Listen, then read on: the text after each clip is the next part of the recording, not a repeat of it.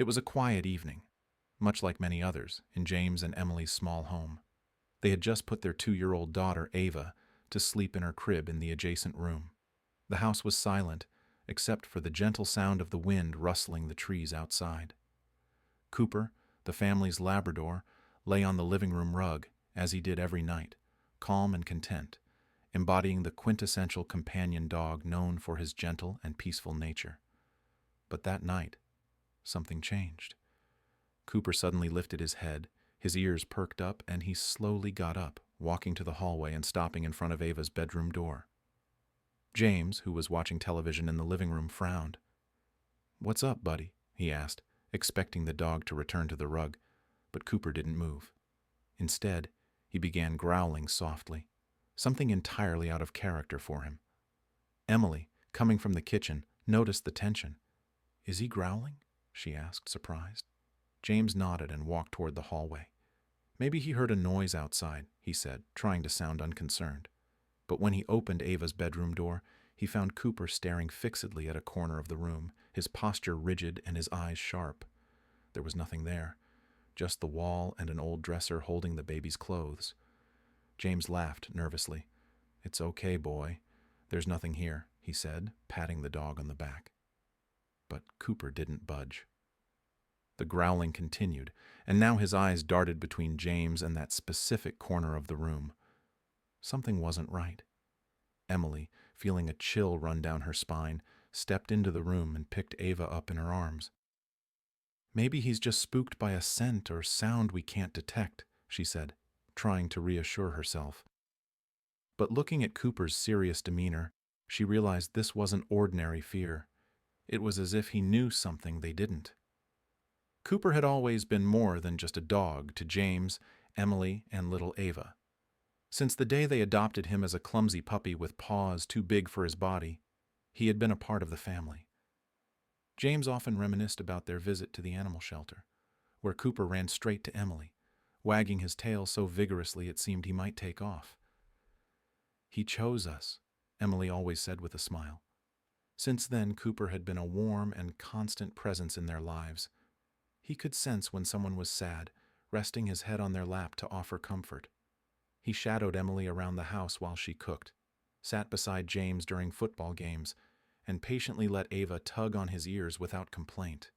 When Ava was born, Cooper's love for the family deepened. He instinctively understood the need to protect her. In the early months, he spent hours lying beside her crib, as though standing guard was his primary mission. If Ava cried, he would run to alert Emily, gently tugging at her dress as if aware of the baby's fragility. The bond between Cooper and Ava was special. As soon as she started crawling, he followed her around the house, ready to intervene if she tried something risky, like reaching for a high object or crawling too close to the stairs. "Our personal bodyguard," James would joke.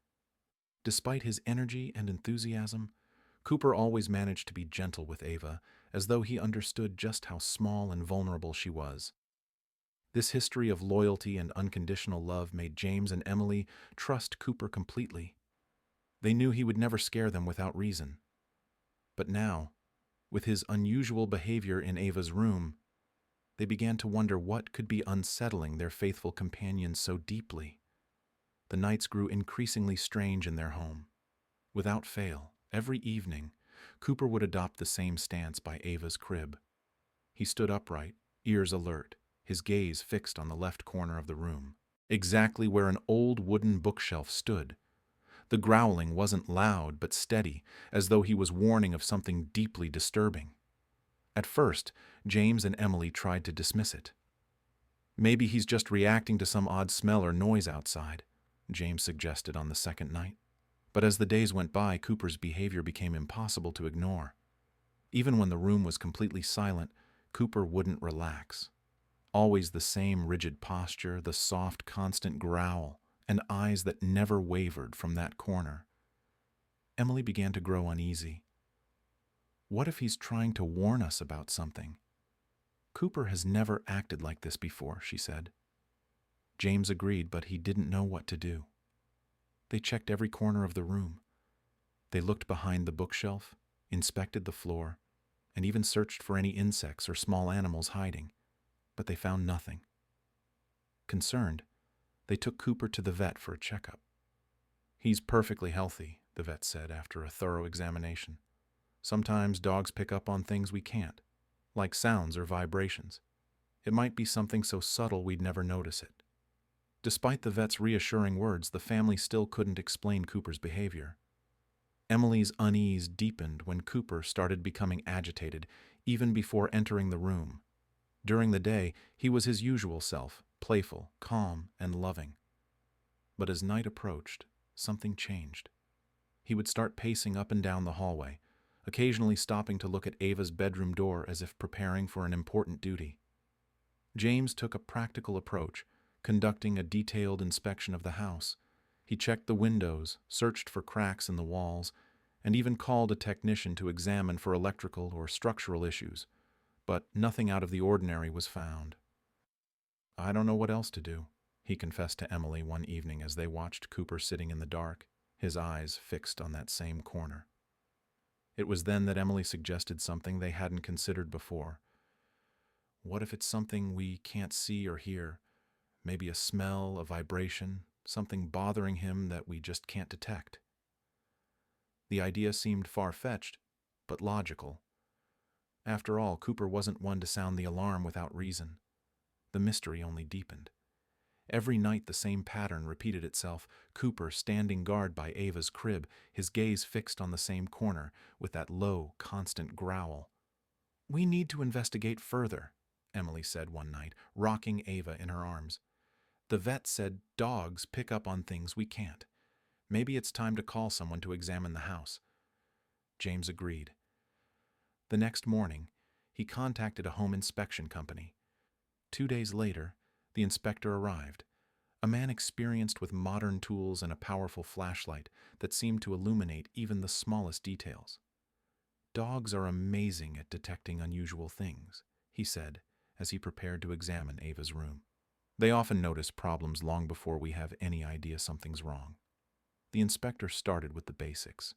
He checked the windows, walls, and floor, using a device to measure moisture along the walls and scrutinizing every detail. When he reached the corner that had been troubling Cooper, he frowned.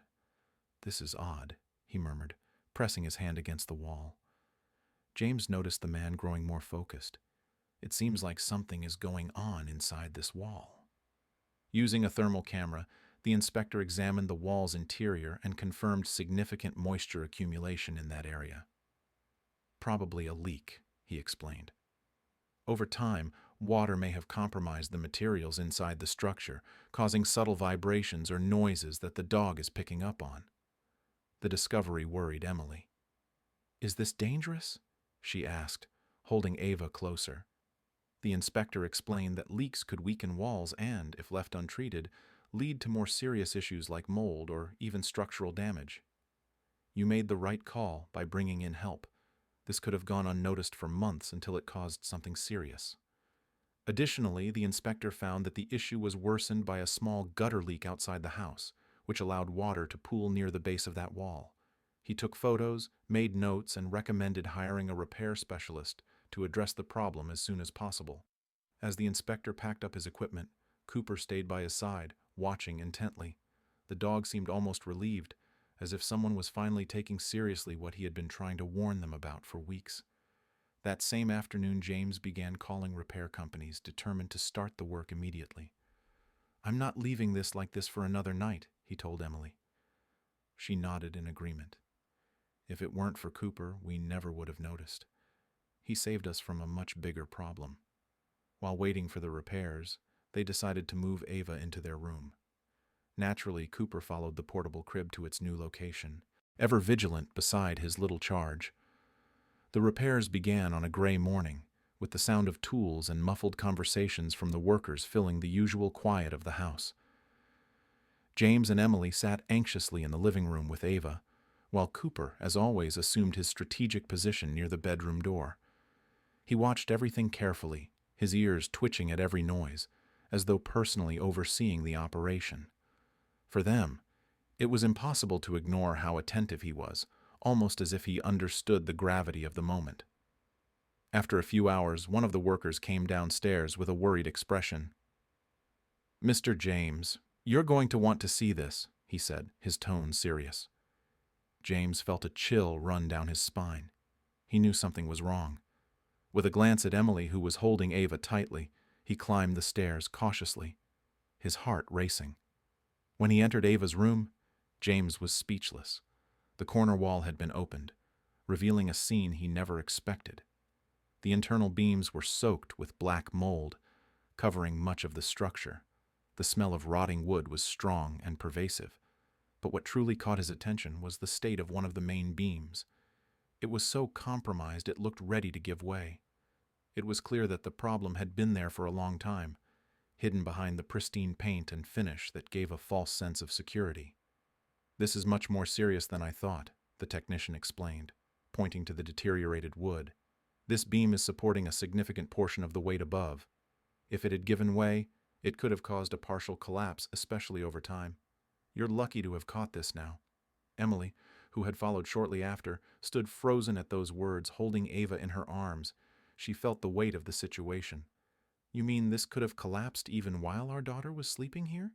she asked, her voice trembling with fear and disbelief. The technician nodded but tried to reassure her. "You acted just in time. A few more months, and this could have turned into a tragedy."